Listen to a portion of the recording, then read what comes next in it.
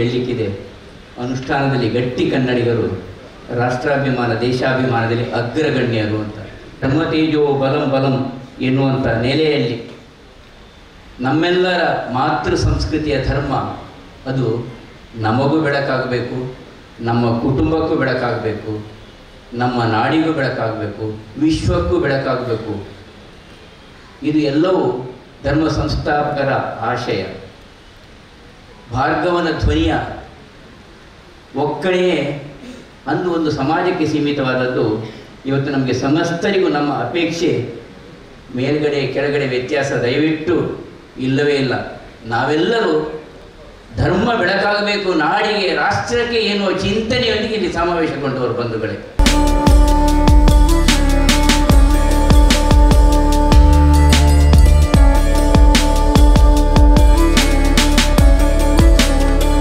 ದೇವರಲ್ಲಿ ನಾವು ಕೇಳಬೇಕು, ಬೇಡಬೇಕು. ನನ್ನ ಕಿವಿಯಲ್ಲಿ ಸರಿಯಾಗಿ ಬೇಕಾದದನ್ನೇ, ಒಳ್ಳೆಯದು ಮಂಗಲಕರವಾದದ್ದನ್ನೇ ಕೇಳಿಸು, ನನ್ನ ಕಣ್ಣಲ್ಲಿ ಮಂಗಲಕರವಾದದ್ದನ್ನೇ ನೋಡಿಸು ದೇವರೇ. ಯಾವ ರೀತಿಯಲ್ಲೂ ನನಗೆ ಬೇರೆ ರೀತಿಯಾದಂತಹ ಒಂದು ಮಾತು ಬಾಯಲ್ಲಿ ಬರದೇ ಇರದೇ ಇರತಕ್ಕಂತಹ ಮನಸ್ಥಿತಿ ನನಗೆ ಕೊಡುವಂತ ಕೇಳಬೇಕಂತೆ. ಆವಾಗ ಮಾತ್ರ ದೇವರು ಅನುಗ್ರಹಿಸ್ತಾರೆ ಅಂತ. ನಮ್ಮ ಹಿರಿಯರು ಜೋರು ಕೋಪ ಬರುವಾಗ ಬೈತಾ ಇದ್ರು, ಆಯನ ಬಂಜಿಗೆ ಎರಡು ಬಿಸಿ ಬಿಸಿ ಉಂಪು ಬಾಡ್ರಿ, ಬಿಸಿ ಬಿಸಿ ಅನ್ನ ಹಾಕೋದು ಒಳ್ಳೆಯದು, ತಪ್ಪಿಯೂ ಕೆಟ್ಟ ಶಬ್ದಗಳು ಬರಬಾರದು ಅಂತ ಅದನ್ನು ತಮ್ಮ ಒಂದು ತಪಸ್ಸು ಅಂತ ನಿಲ್ಲಿಸ್ಕೊಂಡು ಹಿರಿಯರು ಎಲ್ಲರೂ ಸೇರ್ತಾ ಇದ್ದದ್ದು. ಜೋರು ಕೋಪ ಬರುವಾಗ ಮುದ್ಕಾಸ್ತಾರೆ ಆಗೋದು ಬೈಯುವುದಲ್ಲ, ಆಯನ ಬಂಜಿಗೆ ಬಿಸಿ ಬಿಸಿ ಉಂಪಾಡ್ರಿ ಅಂತ. ಇದು ನಮ್ಮ ಸಂಸ್ಕೃತಿ, ಭಾರತೀಯ ಸಂಸ್ಕೃತಿಯ ಲೋಕಕ್ಕೆ ಕಂಡದ್ದೇ ಅದೇ ರೀತಿ. ಆದ್ದರಿಂದಲೇ ನಾನು ಧರ್ಮಸ್ಥಳ ವಿಚಾರದಲ್ಲಿ ಬರತಕ್ಕಂಥ ಅಪಪ್ರಚಾರಗಳನ್ನು ಒಂದು ಸಲ ಕೇಳಿ ಇನ್ನು ಜೀವಮಾನದಲ್ಲಿ ಕೇಳುವುದಿಲ್ಲ ಅಂತ ಅದನ್ನು ನೋಡೋದನ್ನು ನಿಲ್ಲಿಸಿಬಿಟ್ಟೆ. ಯಾಕಂದರೆ ಕೇಳಲಿಕ್ಕೆ ಆಗುವುದಿಲ್ಲ ನನಗೆ, ಆ ಪರಿಸ್ಥಿತಿಯಲ್ಲಿ ನಾವಿದ್ದೇವೆ. ಇದು ಪೂಜ್ಯ ಕಾವಂದರಿಗೂ ವೀರೇಂದ್ರ ಹೆಗಡೆಯವರಿಗೂ ಮಾಡಿದಂತಹ ಆಕ್ರಮಣ ಅಂತ ನಾವು ತಿಳ್ಕೊಳ್ಬಾರ್ದು. ಅವರ ಮೂಲಕವಾಗಿ ಧರ್ಮಸ್ಥಳ ಕ್ಷೇತ್ರಕ್ಕೆ ಮಾಡಿದಂತಹ ಅವಮಾನ, ಧರ್ಮಸ್ಥಳ ಕ್ಷೇತ್ರದ ಆರಂಭವಾಗಿ ಮತ್ತೆ ಮುಂದಾಗತಕ್ಕಂತಹ ಹಲವು ದೇವಸ್ಥಾನಗಳನ್ನು ಗುರಿಯಾಗಿಸಿಕೊಂಡು ಮಾಡತಕ್ಕಂತಹ ಅಪಪ್ರಚಾರ, ಅದನ್ನು ನಾವು ತಿಳ್ಕೊಳ್ಬೇಕು. 2020ಕ್ಕೆ ಕಟೀಲ ವಿಚಾರದಲ್ಲೂ ಅಪಪ್ರಚಾರ ಮಾಡಲಿಕ್ಕೆ ಆರಂಭ ಮಾಡಿದ್ದಾರೆ. ಅದೆಲ್ಲವೂ ಸಿವಿಲ್ ಮ್ಯಾಟರ್, ಅದರಿಂದ ಅವರಿಗೆ ಮುಂದುವರಿಸಲಿಕ್ಕೆ ಆಗಲಿಲ್ಲ. ನಾವು ದಾಖಲೆ ಸಹಿತ ಕೊಟ್ಟರು, ನಿಲ್ಲಿಸಿಬಿಟ್ರು. ಇಲ್ಲಿ ಹಾಗಲ್ಲ, ಇದನ್ನು ಬೇಕು ಅಂತ ಹೇಳಿ ಅದಕ್ಕೋಸ್ಕರ ಕ್ರಿಮಿನಲ್ ಮಾಡಿದ್ದಾರೆ. ಕ್ರಿಮಿನಲ್ ಮಾಡಿದರೆ ಸಾಬೀತಾಗಲಿಕ್ಕೆ ತುಂಬ ಸಮಯ ಬೇಕು. ಆ ದೃಷ್ಟಿಯಾಗಿ ಯೋಚನೆ ಮಾಡಿ ಕ್ರಿಮಿನಲ್ ಅನ್ನು ಸೇರಿಸಿಕೊಂಡು ಅಪಪ್ರಚಾರದ ದಾರಿಯನ್ನು ಹಿಡಿದಿದ್ದಾರೆ. ಇವತ್ತು ಧರ್ಮಸ್ಥಳ, ನಾಳೆ ಉಡುಪಿ, ನಾಡಿದ್ದು ಕಟೀಲು, ಹೀಗೆ ಮುಂದುವರಿತಾ ನಮ್ಮದಾದಂತಹ ಹಿಂದೂ ಧರ್ಮದ ಯಾವ ಯಾವ ದೇವಸ್ಥಾನಗಳುಂಟೋ ಆ ದೇವಸ್ಥಾನಗಳನ್ನು ಸರ್ವನಾಶ ಮಾಡಬೇಕು.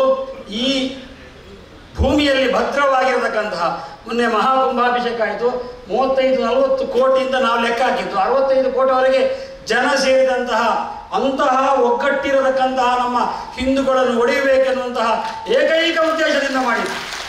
ಇಲ್ಲಿ ಭಾಷಣ ಮಾಡ್ತೇನೆ, ಮತ್ತು ನನ್ನನ್ನು ಕಟೀಲನ್ನು ಸೇರಿಸಿಕೊಂಡು ಬೈತಾ ಇದ್ರು. ಅದು ಕಟೀಲನ್ನು ಹೊಗಳಿದ ಹಾಗೆ ಮಾಡಿ ಬೈಯುವಂತಹ ಒಂದು ಕ್ರಮವು ಯೂಟ್ಯೂಬಲ್ಲಿ ನಾನು ನೋಡಿದ್ದೇನೆ. ನಮ್ಮನ್ನು ದುರುಪಯೋಗ ಮಾಡೋದು ಬೇಡ. ಯಾವತ್ತು ಯಾವುದೇ ಕ್ಷೇತ್ರಕ್ಕೆ ನಾವು ವಿರೋಧಿಗಳಲ್ವೇ ಅಲ್ಲ.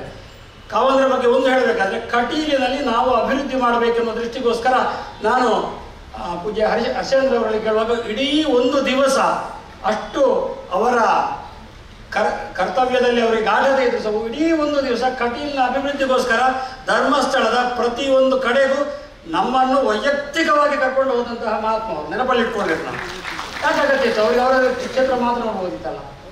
700 ಕ್ಷೇತ್ರಗಳನ್ನು ಅಭಿವೃದ್ಧಿ ಮಾಡಿದ್ದಾರೆ. ಯಾಕೋಸ್ಕರ ಮಾಡಿದ್ದಾರೆ? ನಾವು ಇವತ್ತಾದರೆ ಯಾರಾದರೂ ಯೋಚನೆ ಮಾಡಬೇಕು. ಯಾರಾದರೂ MBA ವಿದ್ಯಾರ್ಥಿ ಒಂದು ಕ್ಷೇತ್ರದ ಬಗ್ಗೆ ಒಂದು ಅಧ್ಯಯನ ಮಾಡಿ MBA ಪದವಿಯನ್ನು ಪಡಬೇಕಾದ್ರೆ ಅದಕ್ಕೆ ಇರತಕ್ಕಂತಹ ಒಂದು ಆದರ್ಶವಾದಂತಹ ಕ್ಷೇತ್ರ ಇದ್ರೆ ಅದು ಧರ್ಮಸ್ಥಳ. ನಾವು ಒಪ್ಪಲೇಬೇಕು. ನಮ್ಗೆಲ್ಲ ಗೊತ್ತು ಒಂದೇ ತಲೆಬುರುಡೆ ಅಂತ. ನಾನು ಸತ್ತ ತಲೆಬುರುಡೆ ಬಗ್ಗೆ ಮಾತನಾಡುವುದಿಲ್ಲ, ಜೀವಂತವಾಗಿರತಕ್ಕಂಥ ತಲೆಬುರುಡೆಗಳು ಬೆಳ್ತಂಗಡಿಯಲ್ಲಿದೆ. ಮೊನ್ನೆ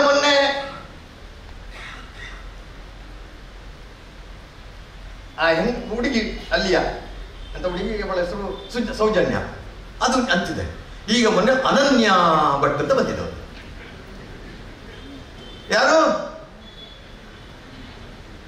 ನನ್ಗೆ ಗೊತ್ತಿಲ್ಲ ಅಯ್ಯಣ್ಣ. ಒಂದು ಮನುಷ್ಯ ಜೀವಿ ಈ ಭೂಮಿಗೆ ಇಳಿಯುವಾಗ ತಾಯಿಯ ಗರ್ಭದಲ್ಲಿ ಹುಟ್ಟುದೆ ಅಂತ ನನ್ಗೆ ಗೊತ್ತು. ಆದರೆ ಒಬ್ಬ ಗಂಡಸಿನ ತಲೆಬುರುಡಿಯಲ್ಲಿ ಒಂದು ಹುಡುಗಿ ಹುಟ್ಟುತ್ತಾಳೆ ಅಂತ ಆದ್ರೆ ಇದು ಜಗತ್ತಿನ ವಿಚಿತ್ರ ಅಲ್ವಾ? ಯಾರ ಬುರುಡಿಯಲ್ಲಿ ಹುಟ್ಟಿದ್ದು? ಕರ್ಣ ಕಿವಿಯಲ್ಲಿ ಹುಟ್ಟಿದ ಅಂತ ಮಹಾಭಾರತದಲ್ಲಿದೆ. ಅದು ಹುಟ್ಟಲಿಕ್ಕೆ ಆಗೋದಿಲ್ಲ. ಬ್ರಾಹ್ಮಣರು ತಲೆಯಲ್ಲಿ ಹುಟ್ಟಿದ್ರು, ಕ್ಷತ್ರಿಯರು ಭುಜದಲ್ಲಿ ಹುಟ್ಟಿದ್ರು, ವೈಶ್ಯರು ಹೊಟ್ಟೆಯಲ್ಲಿ ಹುಟ್ಟಿದರು, ಶೂದ್ರರು ಕಾಲಲ್ಲಿ ಹುಟ್ಟಿದ್ರು ಅಂತ ಹೇಳಿದೆ. ಹುಟ್ಟಲಿಕ್ಕೆ ಸಾಧ್ಯ ಇದೆಯಾ? 21ನೇ ಶತಮಾನದಲ್ಲಿದೆ, ವೈಜ್ಞಾನಿಕದಲ್ಲಿದ್ದೇವೆ. ಎಲ್ಲಿ ಹುಟ್ಟಬೇಕೋ ಅಲ್ಲೇ ಹುಟ್ಟುವುದು, ಬೇರೆ ಹುಟ್ಟಲಿಕ್ಕೆ ಆಗುದಿಲ್ಲ. ಆದರೆ ಇದು ಗಿರೀಶ್ ಪಟ್ಟಣ್ಣವರ ತಲೆಬುರುಡಿಯಿಂದ ಹುಟ್ಟಿತಲ್ಲ, ಅದು ಹೇಗೆ ಅಂತ ನನ್ನ ಪ್ರಶ್ನೆ. ಇದು ಪ್ರಶ್ನೆ ಮಾಡ್ಬೇಕಲ್ವಾ? ನಾವೇನು ಬಾಯಿ ಮುಚ್ಚಿ ಕೂತ್ಕೊಳ್ಬೇಕಾ? ನಾನು ಮೂಗಲ್ಲ, ಕಿವುಡ ಅಲ್ಲ. ನನಗೆ ನಾಲಿಗೆಯೂ ಇದೆ, ಕಿವಿಯೂ ಸರಿ ಇದೆ. ಕೆಲವರಿಗೆ ನಾಳೆಯಿಂದ ಬೈಬಹುದು, ಇರ್ಬೋದು. ಪ್ರಶ್ನೆ ಇಷ್ಟೇ, ತನಿಖೆ ಆಗ್ಬೇಕಲ್ಲ. ಸುಜಾತ ಭಟ್ ಯಾರು? ಅನನ್ಯ ಭಟ್ ಯಾರು? ಮದುವೆಯಾಗದಂತಹ ಒಂದು ಮಹಿಳೆ. ನೋಡಿ ಎಷ್ಟು ಸತ್ಯವನ್ನ ನಾವು ಪತ್ರಿಕೆ ಆ ಸುವರ್ಣನವರು ಅಷ್ಟು ಚಂದ ಬಿಡಿಸಿ ಹೇಳ್ತಾರೆ. ನಾವಿನ್ನು ಒಪ್ಪುವುದಕ್ಕೆ ತಯಾರಾಗಿಲ್ಲ, ಅದನ್ನೇ ಬೆಂಬಲಿಸುವವರಿದ್ದಾರೆ. ಅನನ್ಯ ಭಟ್ ಇದ್ದಾಳೆ, ಜಸ್ಟಿಸ್ ಫಾರ್ ಸೌಜನ್ಯ ಅಂತ ಕೇಳ್ತಾ ಇದ್ದಾರೆ. ಆಗಬೇಕಲ್ಲ, ಆಗೋದಿಲ್ಲ. ಈಗ ಇದು ನಿಜವಾಗಿ ಮಂಜುನಾಥನಿಗೆ, ಧರ್ಮಸ್ಥಳದ ಮಂಜುನಾಥನಿಗೆ ನ್ಯಾಯ ಸಿಗಬೇಕು ಅಂತಾದರೆ,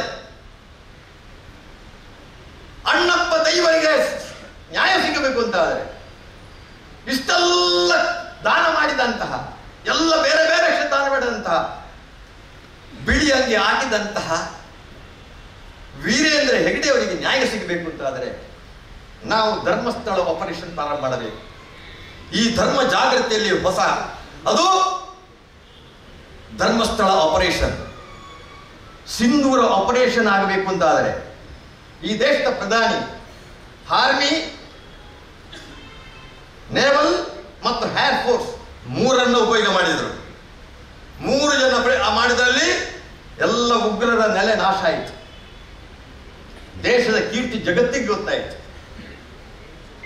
ಈಗ ನಮ್ಮ ದಕ್ಷಿಣ ಕನ್ನಡ ಜಿಲ್ಲೆಯ ಈ ಧರ್ಮಸ್ಥಳ ಆಪರೇಷನ್ನಲ್ಲಿ 3 ಒಟ್ಟಿಗೆ ಆಗಬೇಕು.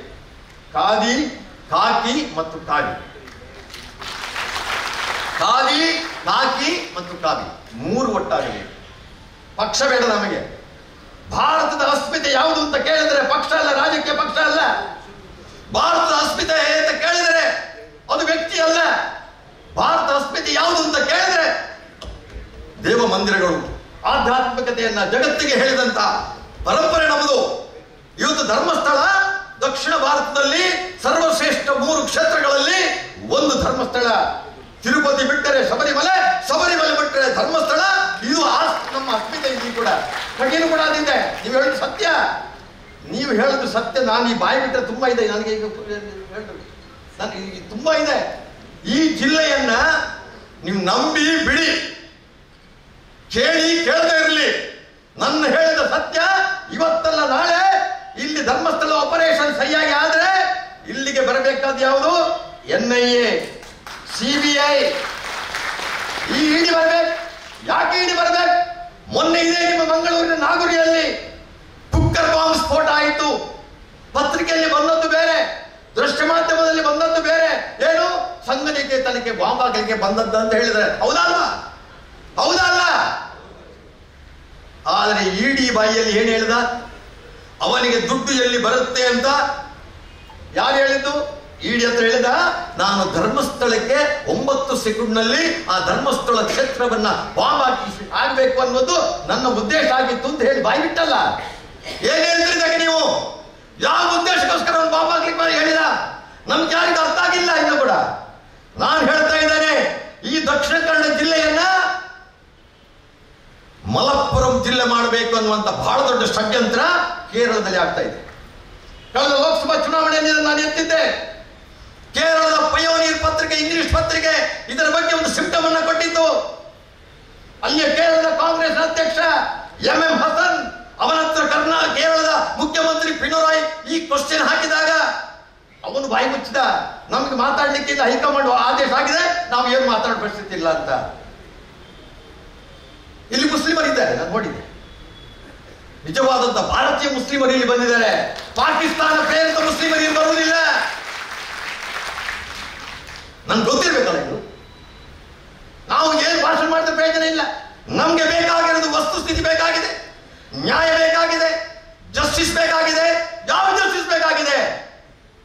ಧರ್ಮಸ್ಥಳದ ಒಂದು ಹೆಸರು ಮಾತ್ರ ಅವರಿಗೆ ಮುಖ್ಯ. ಯಾಕೆ ಧರ್ಮಸ್ಥಳಕ್ಕೆ? ಇವತ್ತು ನಮ್ಮ ದಕ್ಷಿಣ ಕನ್ನಡ ಜಿಲ್ಲೆ, ಕರ್ನಾಟಕದ ಮೂಲೆ ಮೂಲೆಯಲ್ಲಿ ಆರ್ಥಿಕ ಗ್ರಾಮಾಭಿವೃದ್ಧಿಯ ಯೋಜನೆ ಮುಖಾಂತರ ಲಕ್ಷಾಂತರ ಕೋಟ್ಯಾಂತರ ಮಹಿಳೆಯರಿಗೆ ಅವರಿಗೆ ಆರ್ಥಿಕ ಸಹಾಯ ಇತ್ತು. ಅದೆಷ್ಟು ಮಕ್ಕಳು ವಿದ್ಯಾಭ್ಯಾಸ ಆಗಲಿಕ್ಕೆ ಅವಕಾಶ ಮಾಡಿಕೊಟ್ಟಂತಹ ಧರ್ಮಸ್ಥಳದ ಹೆಗಡೆಯವರ ಆ ಕ್ಷೇತ್ರ ನಿರ್ನಾಮ ಮಾಡಿದರೆ ಇಲ್ಲಿ ನಮಗೆ ಕಾಲು ಊರ್ಲಿಕ್ಕೆ ಆಗುತ್ತೆ ಅನ್ನುವಂತಹ ಮುಸ್ಲಿಂ ಲೀಗ್ ಮತ್ತು PFI ಷಡ್ಯಂತ್ರ ಇದೆ. ಬಾಯಿ ಬಿಟ್ಟಿಲ್ಲ ಯಾರು, ನಾನು ಬಾಯಿ ಬಿಟ್ಟಿದ್ದೇನೆ. ಬೇಕಾದ್ರೆ ಕೇಸ್ ಹಾಕಿ ನೀವು ನೋಡ್ತೇನೆ. ನಾನು I am challenge for this. I know fear. ಸತ್ಯವನ್ನು ಹೇಳುವುದಕ್ಕೆ ದೇವರು ನಮ್ಗೆ ಜನ್ಮ ಕೊಟ್ಟಿದ್ದಾರೆ. ಬದುಕಿರುವಾಗ ಸಾಯಬಾರದು, ಸತ್ತ ಮೇಲೆ ಕೂಡ ಬದುಕಬೇಕು ಅಂತಾದ್ರೆ ಸತ್ಯದ ಪರವಾಗಿ ನಿಂತರೆ ಮಾತ್ರ ಆಗುತ್ತೆ. ಕೇಸ್ ಯಾಕಾಗಿಲ್ಲ? ಸುಜಾತ ಭಟ್ ಹೇಳಿದ್ರು, ದಿನಕ್ಕೊಂದು ಸ್ಟೇಟ್ಮೆಂಟ್ ಕೊಡ್ತಾಳೆ ಈ ಅಜ್ಜಿ. ಒಂದ್ಸಲ ಹೇಳ್ತಾಳೆ ನಾಯಿ, ನನ್ನ ಮಕ್ಕಳು ನಾಯಿ ಅಂತ ಹೇಳ್ತಾಳೆ. ಮತ್ತೊಂದು ಕಡೆ ಹೋಗ್ತಾಳೆ ಅನನ್ಯ ಭಟ್ ಅಂತ. ಅದೇ ಅವನು ಈ ಬುರುಡೆ ಬಿಟ್ಟಂತ ಗಿರೀಶ್ ಭಟ್ ಹೇಳ್ತಾನೆ, ಅವಳೇ ಸ್ವಲ್ಪ ಅನನ್ಯ ಅಲ್ಲ ಸಹನ ಅಂತ ಹೇಳ್ತಾಳೆ, ಸಹನ ಭಟ್ ಅಂತ ಹೇಳ್ತಾನೆ. ಈ ಅಜ್ಜಿ ಹೇಳ್ತಾಳೆ ನನ್ನ ಮಗಳು ಫಸ್ಟ್ ಇಯರ್ MBBS ಅಂತ. ಇವನು ಹೇಳ್ತಾನೆ ಬುರುಡೆ ಇಲ್ಲ ಅವಳು ಫೈನಲ್ ಇಯರ್ MBBS ಅಂತ. ಇಲ್ಲಿ ಯೋಚನೆ ಮಾಡಿ, ನೀವು ಯೋಚನೆ ಮಾಡಿ. ಪೊಲೀಸ್ನವರ ಹತ್ರ ನಾನು ಪ್ರಣವ್ ಮಹಂತಿಗೆ SIT ಅಜ್ಜಿದ ಕತೆ ಹೋಗಿದ್ದೆ. ಅಲ್ಲಿ ನಾನು ರಾಜ್ಬೀರ್ ಶೆಟ್ಟರ್ ಒಂದು ಮೊಟ್ಟೆ ಕತೆ ಅಂತ ಇಲ್ಲಿ ಸಿನಿಮಾ ಮಾಡಿದ್ರು, ಮೊಟ್ಟೆ ಕತೆ ಅಂತ. ಈಗ ಮುಂದೊಂದು ದಿನ ಬುರುಡೆ ಕತೆ ಬರ್ಬೋದು, ನಾನು ಇಲ್ಲ ಅಂತ ಹೇಳೋದಿಲ್ಲ. ನಾನು ಹೇಳ್ತಾ ಇರೋದು ಇಷ್ಟೇ.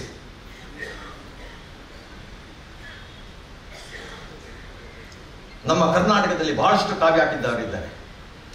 ನಾನು ಹೇಳುವಾಗ ಕೆಲವು ಕಾವ್ಯ ಹಾಕಿದ್ದವರಿಗೆ ಬೇಸರ ಆಗುತ್ತದೆ, ಹೇಳಿ ಕ್ಷಮಿಸಬೇಕು.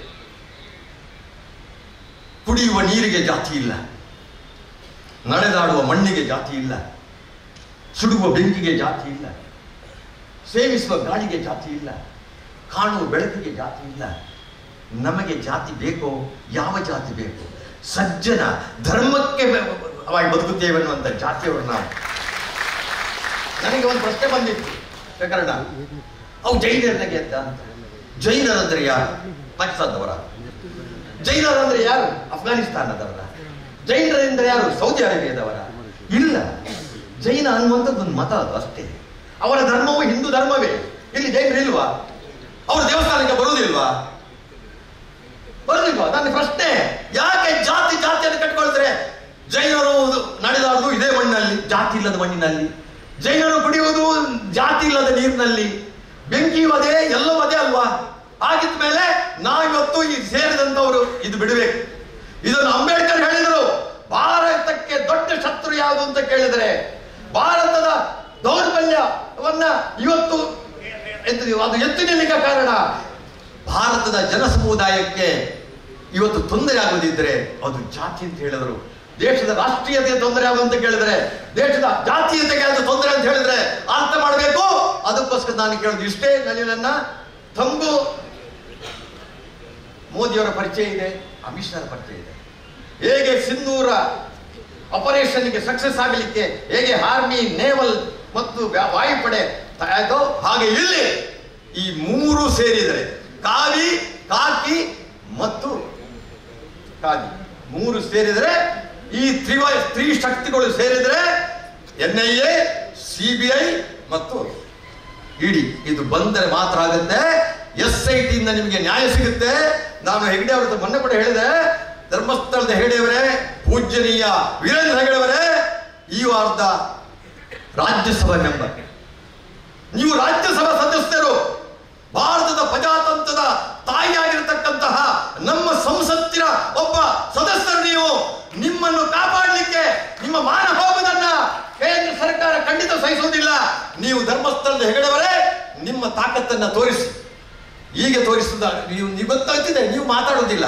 ಆದರೆ ಮಾತನಾಡುವ ಮಂಜುನಾಥನಿಗೋಸ್ಕರ ನುಡಿದ ಮಾತು ಬಿಡದ ಮಂಜುನಾಥನಿಗೋಸ್ಕರ, ಆ ಕ್ಷೇತ್ರದ ಪುಣ್ಯ ಕ್ಷೇತ್ರದ ಅಸ್ಮಿತೆಯನ್ನು ಉಳಿಯೋದಕ್ಕೋಸ್ಕರ ಹೆಗಡೆಯವರೇ, ನೀವು ಪ್ರಧಾನಿಯನ್ನ ಭೇಟಿಯಾಗಿ, ಅಮಿತ್ ಶಾನ ಭೇಟಿಯಾಗಿ, ಈ ಮೂರು ಇಲ್ಲಿಗೆ ಬರಲಿ.